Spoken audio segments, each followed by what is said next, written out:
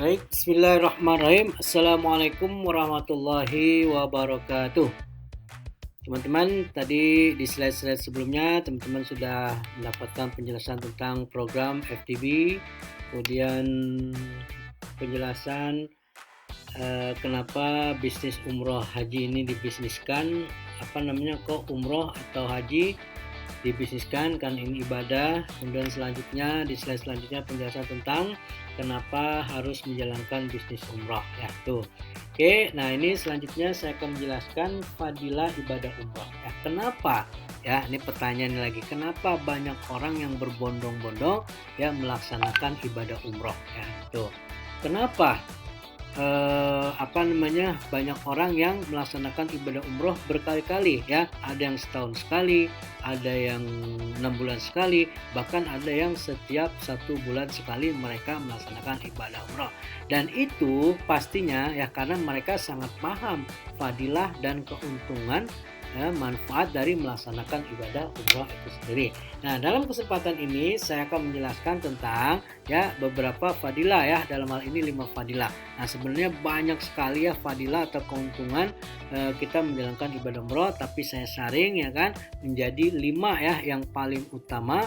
Kenapa atau alasan banyak kaum muslimin, terutama mereka yang istilahnya tidak ada masalah dengan biaya dan mereka mempunyai keimanan yang sangat kuat, mereka melaksanakan ibadah umroh berkali-kali ya tuh ya, diantaranya karena mereka paham sekali fadilah daripada ibadah umroh itu sendiri. Apa itu fadilah ibadah umroh sendiri? Yang pertama, meraih ampunan Allah Subhanahu wa taala ya, di mana Rasulullah SAW pernah bersabda, antara umrah yang satu dengan yang lainnya itu akan menghapus dosa-dosa di antara keduanya, dan haji yang mabrur tidak ada balasan lainnya kecuali surga. Artinya mereka paham ketika mereka melaksanakan ibadah umrah, mereka melakukan umrah ibadah di tanah suci Mekah Madinah, mereka akan mendapatkan pengampunan dari Allah Subhanahu wa taala. Mereka punya keyakinan yang kuat dosa-dosa mereka akan diampuni oleh Allah Subhanahu wa taala setelah mereka melaksanakan ibadah umrah itu sendiri.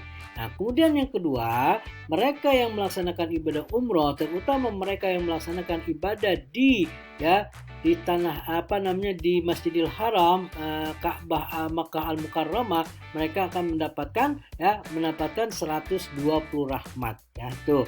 Yang pertama, 60 rahmat akan diberikan buat mereka yang melaksanakan tawaf ya keliling Ka'bah, tawaf sunnah atau tawaf wajib. Kemudian yang kedua, 40 rahmat mereka akan dapatkan bagi mereka yang melaksanakan ibadah sholat, baik sholat wajib maupun sholat sunnah. Dan yang ketiga, 20 rahmat Allah akan turunkan kepada mereka yang memandang Ka'bah. Subhanallah, memandang Ka'bah saja, melihat Ka'bah saja kita akan mendapatkan rahmat. Nah, bicara rahmat itu apa? Kasih sayang Allah ya. Bahkan dalam sebuah riwayat dikatakan Rasulullah SAW bersama para sahabat-sahabatnya yang dijamin masuk surga, itu dijamin oleh Allah masuk surga. Kenapa? Karena rahmat Allah Subhanahu wa taala, karena kasih sayang dari Allah Subhanahu wa taala. Kemudian yang ketiga, nah ini ya yang luar biasa, di mana kita akan meraih pahala yang luar biasa besarnya. Ibadah di Masjid Nabawi, ketika kita melaksanakan ibadah di Masjid Nabawi, pahalanya 1000 kali lipat daripada di masjid lain selain Masjidil Haram dan Masjid Aqsa. Nah, ketika kita ibadah di Masjidil Haram, maka pahalanya 100.000 kali lipat daripada ibadah di masjid lainnya tuh. Artinya apa? Kita melaksanakan ibadah di Masjidil Haram itu pahalanya 100.000 kali lipat dibanding ya kita melaksanakan ibadah sholat dan sebagainya di masjid-masjid di luar Masjidil Haram ya tuh. Ini pahala yang luar biasa, 100.000 kali lipat ya tuh. Nah, ini ya kalau boleh diilustrasikan ya, ketika ilustrasinya seperti ini, sholat 1 hari ya di Masjidil Haram itu kan pahalanya 100.000 hari. ya, dibanding sholat di masjid lain. Artinya apa? Kalau kita melaksanakan ibadah di masjid di negara kita, 100.000 hari dibagi 365 hari itu baru bisa kita tebus ya dengan kita melaksanakan ibadah selama 273 tahun. Itu baru 1 hari. Kalau 3 hari berarti hitungannya ya tinggal dikalikan 3 aja. 273 kali 819 tahun. Wah, luar biasa. Artinya apa? Ya, ibadah 3 hari di Masjidil Haram itu baru bisa kita tebus dengan ibadah di masjid di negara kita atau di luar Masjidil Haram selama 819 tahun. Yang jadi pertanyaan, apakah usia kita sampai 273 tahun apalagi sampai 819 tahun ya? Kayaknya belum pernah dengar ya saya orang yang umurnya sampai 270 tahun ya. Artinya apa? Ibadah 270 tahun di negara kita cukup ya ditebus dengan melaksanakan ibadah 1 hari di Masjidil Haram. Nah, ini yang luar biasa. Oke, selanjutnya. Nah, di tanah suci Mekah Madinah itu ya, kita akan mendapatkan bukan hanya waktu-waktu yang mustajab ya dalam hal berdoa, tapi juga tempat-tempat yang mustajab. Nah, ketika selain di Masjidil Haram, Masjid Nabawi atau Mekah Madinah, hanya ada waktu yang mustajab. Ya, diantaranya malam Lailatul Qadar, tengah malam, sudah salat fardu, di waktu 8, di waktu sujud, antara azan dan iqamah. Ya, artinya apa? Di negara kita ya, khususnya Indonesia, hanya ada waktu ya, waktu kalau kita mau bertobat berdoa tempat-tempat yang mustajab. Nah, sementara di sana selain waktu yang mustajab, insya Allah kita akan mendapatkan tempat-tempat yang mustajab. Di mana tempat-tempat yang mustajab? Ya, di Multazam, di pintu Ka'bah, antara pintu Ka'bah dan Hajar Aswad. Kemudian di belakang makam Ibrahim, Hijr Ismail, Safa Marwah, Raudhah, Arafah, Musdalifah, Mina dan lain sebagainya. Ya, jadi kesimpulannya ketika kita berdoa, ya kan, kita akan bisa mendapatkan waktu yang mustajab, tempat yang mustajab. Dan luar biasanya kalau kita melaksanakan sholat, berdoa itu selain di waktu yang mustajab, di tempat yang mustajab, kemudian dalam kondisi yang mustajab ya. Teman, ya kita bisa bangun ke tengah malam ya, waktu yang mustajab ya, di tengah malam, akhir malam.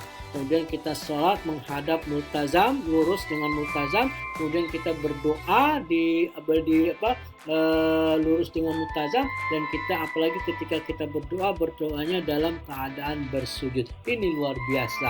Ya, banyak sekali cerita-cerita orang yang doanya langsung spontan Allah kabulkan. Mereka mereka yang melaksanakan ibadah umroh, bisnisnya menjadi maju, hajat-hajatnya menjadi terkabulkan. Insya Allah Bapak dan Ibu sekalian, teman-teman sekalian, ya ketika melaksanakan ibadah di sana, manfaatkan waktu sebaik-baiknya untuk berdoa, karena di sanalah tepat dan waktu yang mustajab ya akan kita temui. Oke, nah ini contohnya ya. Bukan contoh, mungkin teman-teman yang belum pernah ke sana. Ini antara pintu Ka'bah dan ini Hajar Aswad. Nah, inilah makom atau tempat yang mustajab. Nah, silakan teman-teman sholat, teman-teman berdoa persis lurus ya, menghadap ke Multazam tersebut. Atau ketika teman-teman berkunjung ke Madinah, ya teman-teman akan menemukan sebuah tempat yang mustajab namanya Raudhah. Ya, antara mimbar Rasulullah dengan makam Rasulullah, itulah Raudhah, tempat yang diyakini kalau kita berdoa di sana, insya Allah doa kita akan dikabulkan oleh Allah Subhanahu Wa Taala.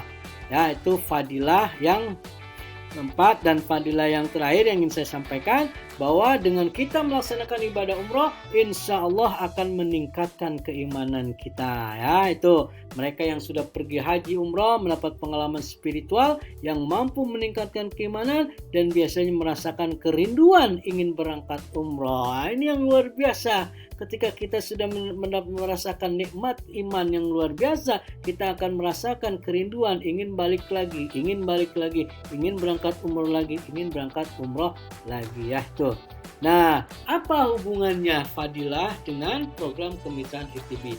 Artinya apa? kita ya teman-teman yang melaksanakan atau menjalankan program ITB yaitu sebagai mitra atau sebagai agen, kerjaan kita atau tugas kita adalah melayani tamu-tamu Allah yang sedang atau yang akan melaksanakan beribadah. Ya, kita bantu dia, kita urus semuanya dari A sampai Z, kita bimbing dia sampai benar-benar paham, dan ketika mereka melaksanakan ibadah di tanah suci Mekah Madinah, mereka mendapatkan pahala yang besar, fadilah yang besar yang tadi saya sebutkan. Insya Allah kita sebagai agen, sebagai mitra yang sudah membantu selama ini, walaupun kita tidak berangkat ke tanah suci, kita sendiri tidak ada di tanah suci Mekah Madinah, insya Allah kita pun akan mendapatkan pahala yang besar seperti yang didapatkan oleh seperti yang didapatkan oleh jamaah kita. Ya, itu ya salah satu contoh ketika ada jamaah kita melaksanakan ibadah di Masjidil Haram, ya kan, salat, dia mendapatkan 100.000 pahala. Dia melaksanakan 5 waktu, 5 dikali 100.000, 500.000 pahala.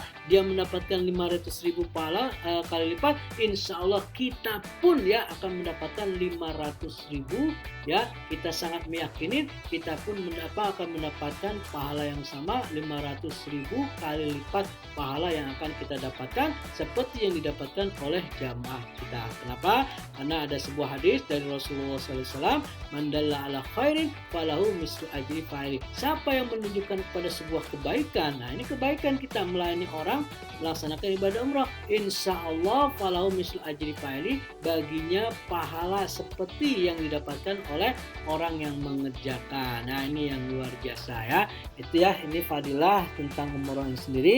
Artinya apa? Potensi ya kan bisnis umrah haji ini luar biasa. Karena apa? Banyak orang yang paham tentang fadilah ini, banyak orang yang ingin mengejar pahala-pahala atau fadilah daripada ibadah umrah ini, dan itulah yang membuat ya peluang kita amat sangat besar ya dalam menjalankan usaha atau bisnis umrah haji ini.